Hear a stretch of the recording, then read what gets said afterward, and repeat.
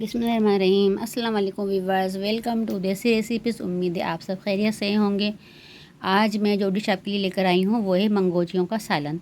ये मैंने एक प्याली मूंग की दाल ली थी, इसको मैंने 2 से ढाई घंटे के लिए भिगो दिया था। इसके बाद मैंने इसको चेक किया तो ये काफ़ी सॉफ्ट हो गई है। अब इसका पानी मैंने निकाल दिया है। अब मैं इसको पीस लूँगी बग़ैर पानी डाले। देखिए इस हद तक इसको पीसना है, बिल्कुल बारीक, कि इसमें मोटा मोटा दाना ना रहे। अब इसमें कुछ मसाले डाल लेते हैं। मैंने एक दरमियाने साइज़ की प्याज ली है और एक हरी मिर्ची और एक लाल मिर्ची ली थी, जो कि लाल हो जाती है। बड़ी बड़ी हरी मिर्ची ही इसको मैंने बारीक काट के इसमें ऐड किया है, और हल्दी, कुटी हुई मिर्ची और नमक मैंने ऐड किया है, और मैंने 1 टीस्पून पिसा हुआ गरम मसाला इसमें ऐड किया है। अब मैं इसको अच्छे से मिक्स कर लूँगी। दूसरी तरफ मैंने ऑयल गरम करने के लिए रख दिया था। अब मैं इसके अंदर छोटी छोटी सी मंगोचियाँ डाल दूँगी चमचे की मदद से। आप चाहें तो इसको हाथों की मदद से भी डाल सकती हैं। ये इसको छोटी छोटी सी बनानी है, क्योंकि जब हम इसको ग्रेवी के अंदर डालेंगे तो ये खुद ही फूल के बड़ी हो जाती हैं। 1 से 2 मिनट इसको सेकना है तो ये खुद ही अपनी जगह छोड़ देंगी। देखिए कितनी गोल्डन सी सिक गई है, तो फिर हम इसको चेंज कर देंगे, एक एक करके चेंज कर देंगे। देखिए मैं इसको शैलो फ्राई कर रही हूँ, आप इसको डीप फ्राई भी कर सकती हैं।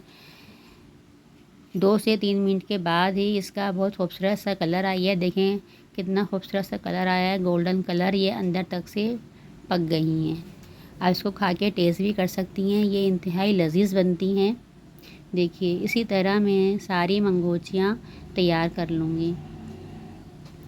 मंगोचियाँ मेरी तैयार हो चुकी हैं। अब मैं ये ऑयल देगची के अंदर डाल दूँगी। अब मैं इसके अंदर ऐड करूँगी 1 टीस्पून सफ़ेद ज़ीरा।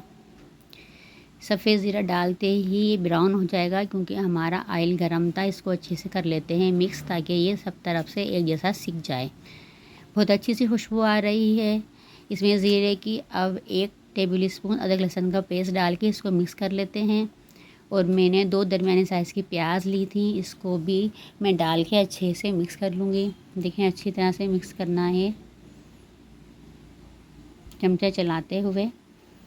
तो देखिए ये हमारा अच्छे से मिक्स हो गया है और ऑयल हमारा सेपरेट हो गया है। अब मैंने एक दरमियाने साइज़ का टमाटर लिया है, इसको भी मैंने पीस लिया है। इसको भी अच्छे से कर लेते हैं मिक्स। जब कोई रेसिपी अच्छी लगा करे तो इसको फैमिली में ज़रूर शेयर किया करें। अब मैं इसमें 1 टेबल स्पून मैंने पिसी हुई मिर्ची ऐड की है, और 1 टीस्पून मैंने कुटा हुआ धनिया ऐड किया है। हल्दी मैंने 1 टीस्पून ऐड की है, और 1 टीस्पून ही मैंने इसके अंदर नमक ऐड किया है। अब इसको अच्छे से कर लेते हैं मिक्स। देखिए ऑयल अलग हो गया है। अब मैं इसके अंदर पानी डाल दूँगी, ताकि ये मसाला अच्छी तरह से पक जाए। अच्छी तरह से चमचा चला देंगे, ताकि मसालों की जो स्मेल होगी वो ख़त्म हो जाएगी जब ये अच्छे से पकेगा।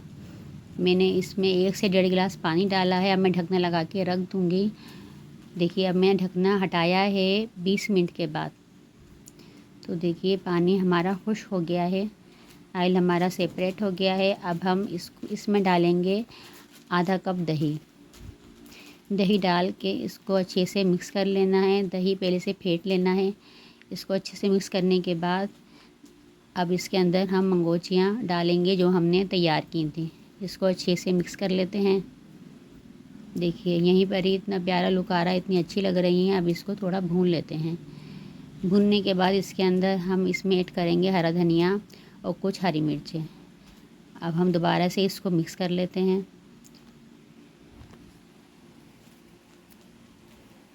मिक्स करने के बाद आप जितना चाहें इसमें शोरबा रख सकती हैं, वो आप इसमें ऐड कर दीजिए। मैंने इसमें 2.5 गिलास ऐड किया है पानी, क्योंकि जब ये पकेगा तो मंगोचियाँ भी ये शोरबा पिएंगी। अब मैं इसके अंदर 1 टीस्पून पिसा हुआ गरम मसाला ऐड कर दूँगी, और ढकना लगा के रख दूँगी 4 से 5 मिनट के लिए। फिर इसमें बहुत अच्छी सी खुशबू पैदा हो जाती है। कौरमा कढ़ाई की अब हो जाएगी छुट्टी, जब ये सालन आप खाएंगे।